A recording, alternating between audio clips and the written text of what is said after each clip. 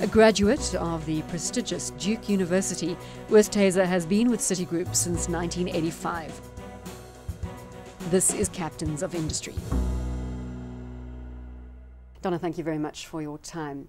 Let's kick off with the challenges that a female faces in the banking environment. There are very far and few between in executive positions, and I'd like to get your views on how you operate in a traditionally male-dominated environment. Well, thank you, Bronwyn, and thank you for having me on your show. You're absolutely right. I think that there are few and far between females in the financial services industry in general, not really just banking. I think we are starting to see more. I think the key to success at being a woman in business in this industry is really knowing the fundamentals of your business. You need to know your numbers. You need to know the technical aspects of the business, in addition to the traditional leadership qualities that one needs in terms of inspiring people, dealing with clients, closing transactions, etc. So, you know, from my perspective, it's been a long road. It's been a lonely road, but it's one where I have gone out of my way to try to inspire other women to pave the way, because I think that's one of the things that we haven't seen a lot of is women bringing other women along, and I think that's very important. Have you been challenged along the way by your male peer group? I have. You know, I've worked in difficult markets. I started with Citi in 1985 in New York City, and at that time I was in the capital markets area. There were very few women working in that area. And in 1991 I was transferred to Sao Paulo, Brazil to manage part of the dealing room. And I was the only woman in that environment as well. And then, of course, coming to South Africa, there were very few women in senior positions in this market at that time. A lot has changed since then, and I think what's been really important is the core values, you know, really sticking to what I believed in, being assertive. I think that's one of the things that some women have difficulty in doing, but you need to be assertive without being challenging, and be assertive with the grounding that your facts are correct, that you know your numbers, you know your business, and that you can carry your own weight in terms of decision making, in terms of management. Donna, you mentioned at times it has been a lonely road. Where did you draw your strength from at the loneliest of times? You know, it's interesting, Bronwyn. You know, I don't draw my strength from people that have achieved more than me. I actually have drawn my inspiration from people that have achieved less. You know, I look at people, women in township areas, women in Brazil in the favelas, women that have less of an education than I do, women that have more difficult financial circumstances than I have, and how they manage to manage their own lives, to raise their children, to educate their children.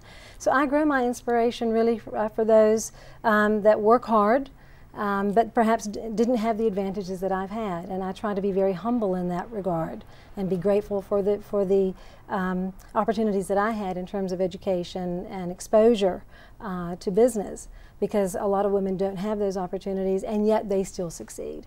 Those are the people that inspire me. Despite being a woman, you're also a banker, and that's probably a more difficult profile at the moment, given the current news headlines that we are facing on a day-to-day basis. How do you feel the Goldman Sachs scenario is going to unfold from here? I think there will be change. I think the Goldman Sachs element is but one of many. I think that we have gone through a very turbulent period over the past couple of years. It basically shook the system to its knees. And I think there are going to be very profound changes that will happen. Some have already happened.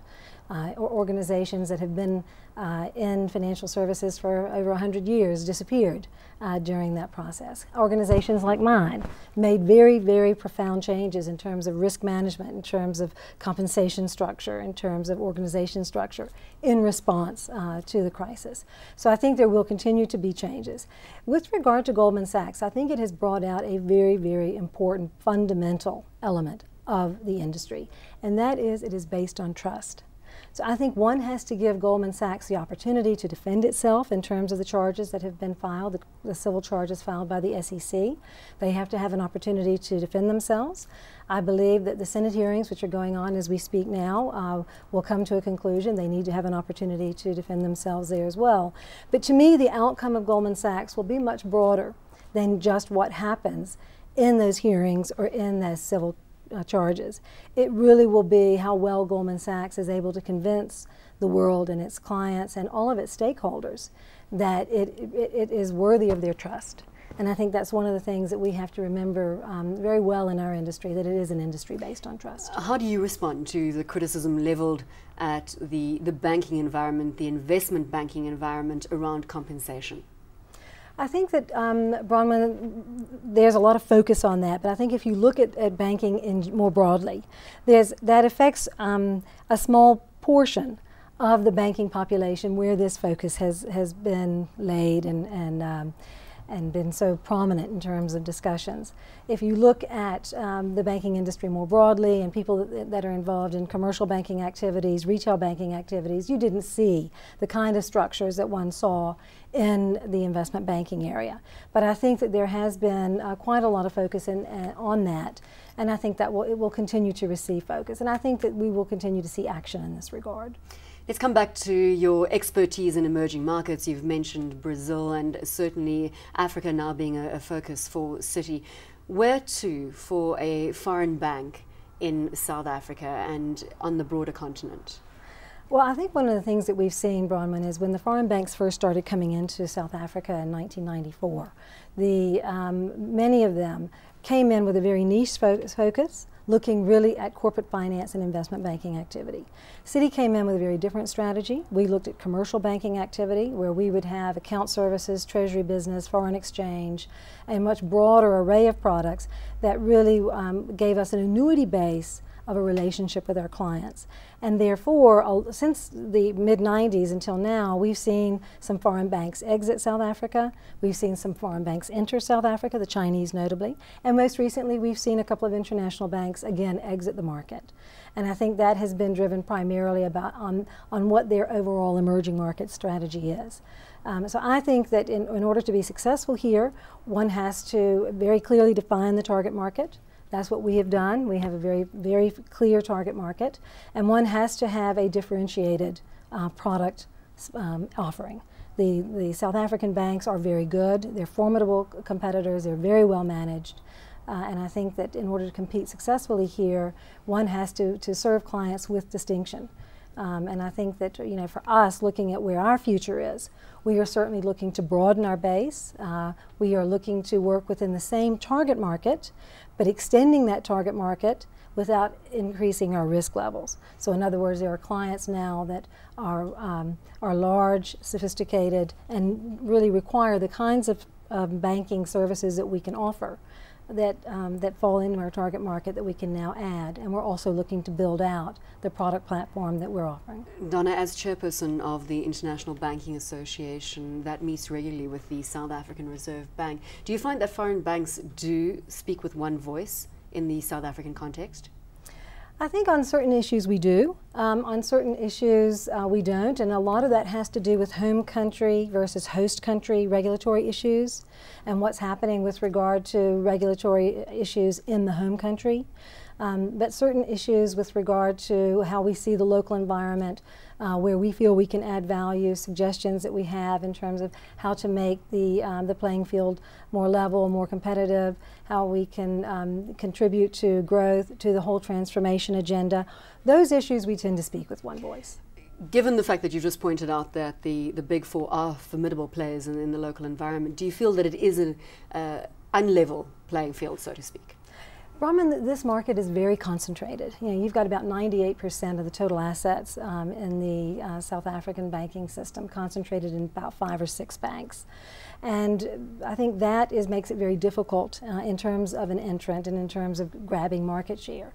There are no regulatory impediments that prevent competition, but when you've got that level of concentration, it does put up, I would say, barriers to entry, and it makes a build-out strategy a lot more complicated. But it's still worth being here and trying to gain traction in the South African market, in your opinion? Absolutely. We're very committed to this market. We're looking to grow in this market. We have specific strategies in place to both broaden our product offering and increase our client base. And what about appetite for the rest of Africa? We have a very strong presence in Africa. In fact, we have a unique presence in Africa in that Citi is the only bank global bank that has a presence across the entire African continent. We're in 16 countries, but those 16 presence countries are spread from North Africa to East to West to Central Africa, and of course here in South Africa. We are looking to expand that footprint. We've got 3 countries that we're looking at in terms of potential opening this year. And again, we're also looking at broadening our coverage. We're looking at broadening our product offering, and we're looking at a very specific focus on growth industries, particularly metals mining, oil and gas, the resource story, the natural resource story, which is still very important in terms of Africa's economic growth and development. Emerging markets are still very much on the radar screen as everybody searches for yield, and we know clearly that that has been boosting the local bond and equity market. Do you think that the momentum can continue into emerging markets in the face of what we're seeing in the developed world? And of course we see a bigger scenario unfolding now in the Eurozone, and contagion is the word on everyone's lips. Absolutely, and I think that is, the big question mark, particularly even for us in South Africa, where we are highly dependent on international portfolio capital flows into our market. I think the question there is, what is going to happen globally with this excess liquidity and so much of it pumped in following the financial markets crisis. At the moment, though, that liquidity has found its way to emerging markets, as you say, where yields have held up and where investors are happy with the risk return. But I believe that one has to look at that very carefully and see how sustainable is that as countries, developed countries, the United States, the UK, and others look to control their own deficits while trying to deal with now the problem that's come up in the Eurozone, which is going to require a substantial amount of liquidity.